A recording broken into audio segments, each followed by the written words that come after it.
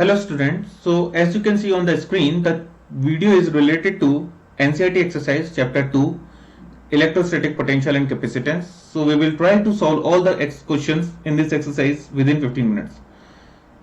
Okay, so total we have 11 questions. So let's start. So this is Siddharth Johri. I am going to I am going to discuss each and every question in detail. Let's start.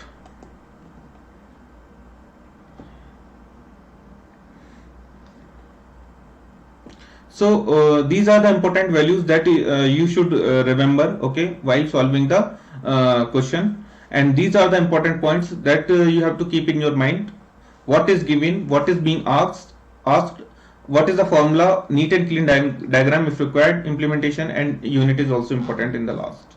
So if you will keep all these things in your mind, then I think to solve numerical is very easy in physics. So let's start with question first. Okay, so here we have q1 is given, q2 is given and d is given, and it is asking 16 centimeter apart at what point on the line joining the two charges is the electric potential is 0. So here we have A and B. Okay, so suppose we have joined A and B. Now here at point P, let's assume potential is 0.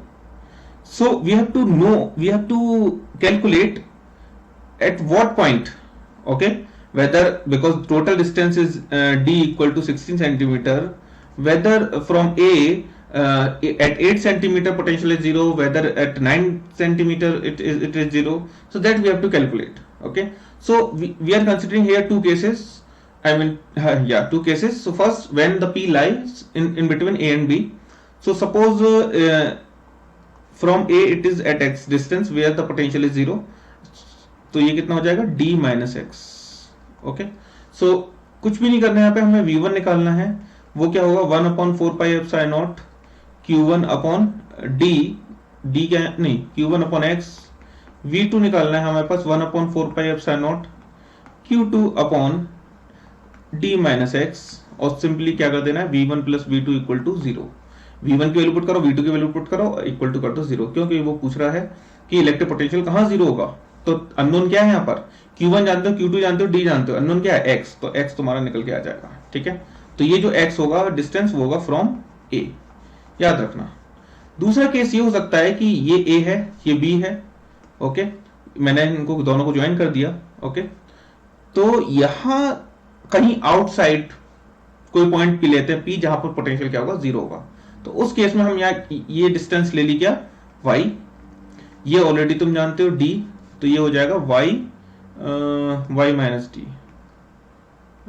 ये x है तो ये sorry ये d है, तो ये total d है, तो ये d माइनस एक्स हो गया. इधर ये मैंने y माना और ये d है तो ये y माइनस डी हो गया. ओके, कोई दिक्कत नहीं है. ठीक है, तो क्या करना है यहाँ पर v1 निकालना है, same as we have done in case 1, 1/4 pi epsilon naught q1 upon यहाँ से क्या है y. v2 equal to 1/4 pi epsilon naught q2 upon y minus D. Again क्या करना है v1 plus v2 equal to क्या कर देना है 0. तो तुम्हारा आंसर y आ जाएगा आंसर, और y जो होगा आंसर वो होगा फ्रॉम a. तो जहां से तुमने एज्यूम किया है वहीं से तुम्हें आंसर देना है. ठीक है, y इज फ्रॉम a, तो फ्रॉम a से तुम बोल दोगे कि इतने डिस्टेंस पर पोटेंशियल क्या होगा 0 होगा. ठीक है, b से अब बताना है तो फिर अकॉर्डिंगली तुमको कैलकुलेट करना पड़ेगा. सो this is about question 1. Okay, next is question 2. एक बार इसको रीड करते हैं. A regular hexagon of side 10 centimetre has a charge 5 microcoulomb at each of its vertices. So calculate the potential at the center of the hexagon. कुछ भी नहीं करना है student इसमें. हमें सबसे पहले हम एक फिगर बनाएंगे हेक्सागोन. ओके, 6 साइड रेगुलर है, सबकी साइड सेम होगी. तो सेंटर पे हमें क्या निकालना है, पोटेंशियल निकालना है. डॉट डॉट डॉट करके सबको मिला दो. क्लियर, तो कुछ भी नहीं करना, एक की वजह से पोटेंशियल निकाल लो. तो सबके वजह से जो पोटेंशियल यानी टोटल पोटेंशियल जो होगा वो सेंटर पे क्या होगा 6 टाइम्स एक की वजह से पोटेंशियल होगा, जो कि क्या है 1/4πε0 Q अपॉन R। अब स्टूडेंट यहाँ पे Q क्या है, Q हम जानते हैं 5 माइक्रो कूलम है, यहाँ पर R क्या है 10 सेंटीमीटर है, ठीक है। ये हो गया तुम्हारा 5 × 10⁻⁻6 कूलम, और ये हो गया 10 सेंटीमीटर यानी कि 0.1 मीटर। क्लियर। तो Q और R की वैल्यू पुट कर दो, ε0 की वैल्यू 1/4πε0 की वैल्यू हम जानते हैं 9 × 10⁻9, तो तुम्हारे पास पोटेंशियल निकल के आ जाएगा वोल्ट में। क्लियर। नेक्स्ट क्वेश्चन पे मूव करते हैं। क्वेश्चन 3, टू चार्जेस 2 माइक्रोकूलम और -2 microcoulomb are placed at a distance A and B, okay, at a distance A and B 6 centimeter apart. Identify the equipotential surface. Okay, this is A and this is B, this is 2 microcoulomb, this is -2 microcoulomb. तो दोनों के बीच में जो equipotential surface, so student in our first video, no not first, पहले ही किसी video में मैंने explain किया था कि इक्विपोटेंशियल सरफेस क्या होता है। तो अगर मान लो कोई तुम्हारा पॉइंट चार्ज है तो तुम जानते हो इक्विपोटेंशियल सरफेस क्या होता है, एक स्फेरिकल एक स्फीयर होता है, ठीक है, जहां पर कि हर पॉइंट पर पोटेंशियल क्या होता है सेम होता है। ऐसे ही अब यहां पर यहां पर सिस्टम तुम्हारा टू चार्जेस का सिस्टम है, तो इसकी वजह से जो इक्विपोटेंशियल सरफेस आएगा वो एक तो सबसे पहले मिड पॉइंट से पास होगा और वो प्लेन होगा। क्या होगा? वो प्लेन जो कि मिड पॉइंट से पास होगा। तो identify the equipotential surface of the system, it is clear now. So that will be the plane passing through in between A and B, sorry, midpoint of A and B.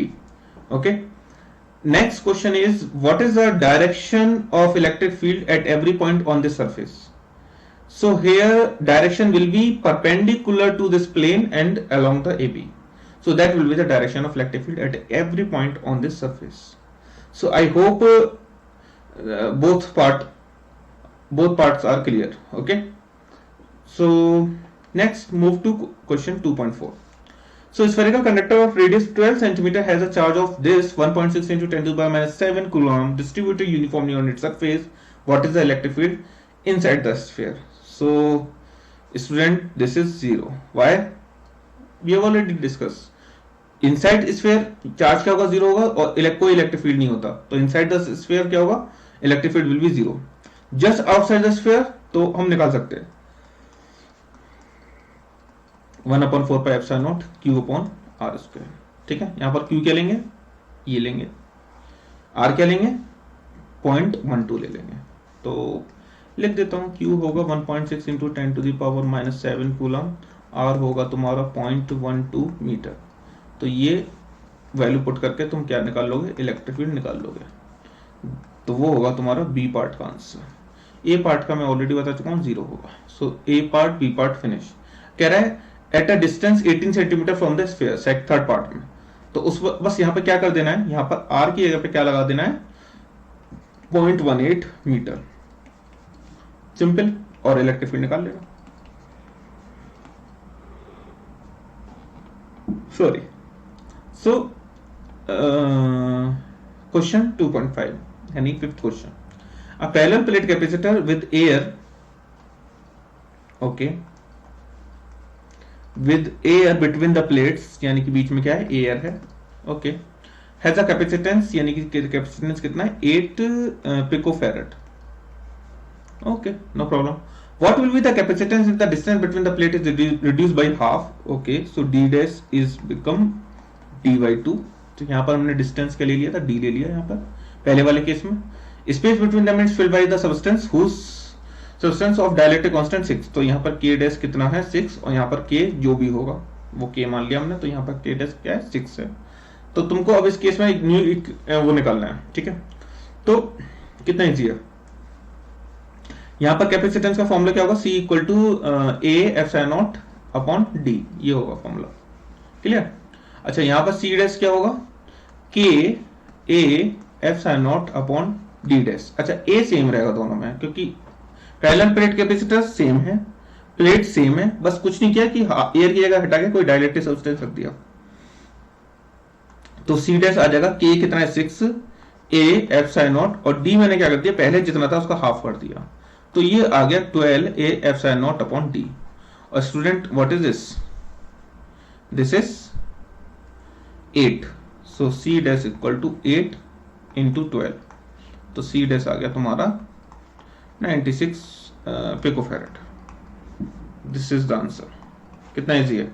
तो इस type के questions बनेंगे तुमको, question में पूछे जा सकते हैं, टेस्ट पेपर में पूछे जा सकते हैं कि अगर मान लो कि डाइलेक्ट्रिक कांस्टेंट मैंने रख दिया, इसको हटाया, दूसरा डाइलेक्ट्रिक कांस्टेंट रख दिया, what will the new capacitance, मैंने एरिया हाफ ले लिया, मैंने डिस्टेंस डबल कर दी, मैंने एरिया डिस्टेंस 1/4 टाइम्स कर दी, तो now what will the new capacitance. तो इस तरह के क्वेश्चन पूछे जा सकते हैं, तो इससे कुछ मतलब प्रॉब्लम नहीं होनी चाहिए, ठीक है। तो ये तो एक क्वेश्चन है, ऐसे 50 क्वेश्चन बन सकते हैं, ठीक है। So let's move to next question 2.6। So 3 capacitor, each of capacitance 9 picofarad are connected in series. What is the total? ओहो कितना इजी है। So total capacitance is 1/c equal to 1/9 plus 1/9 plus 1/9, 3/9, so c equal to 3 picofarad। ये आ गया total capacitance. सो series का formula मैंने पिछले video में दिया हुआ है, पूरा एक्सप्लेन किया है। Capacitors in series, capacitors in parallel, मैंने कुछ न्यूमेरिकल्स भी डिस्कस करे हैं। So I hope there should be no problem here.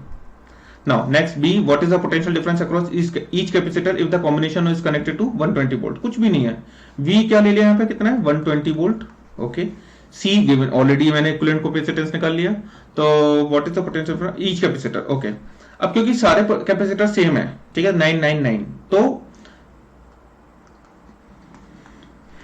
तो सिंपल आ जाएगा 40 वोल्ट,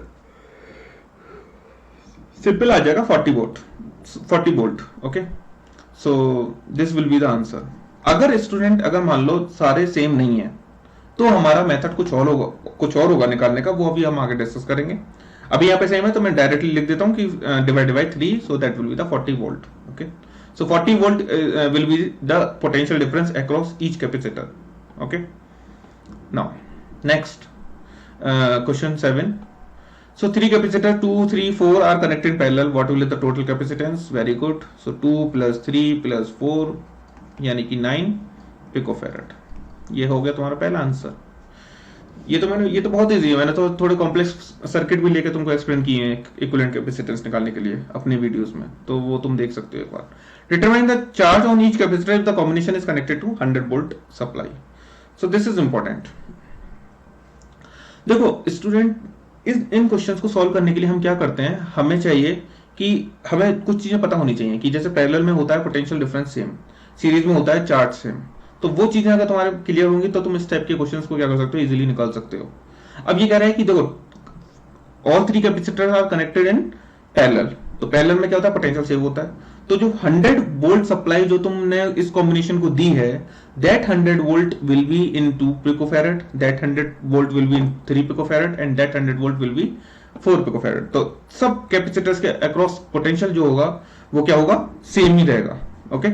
तो यहां पर क्या करना है, तो टोटल निकालिए C और V कितना है 100 वोल्ट, फटाफट से चार्ज निकालो, तो C equal to Q upon V, Q equal to CV यानी कि 9 into 10 to the power minus 12 into 100, तो ये Q आ गया तुम्हारा 9 into 10 to the power minus 10 coulomb, okay.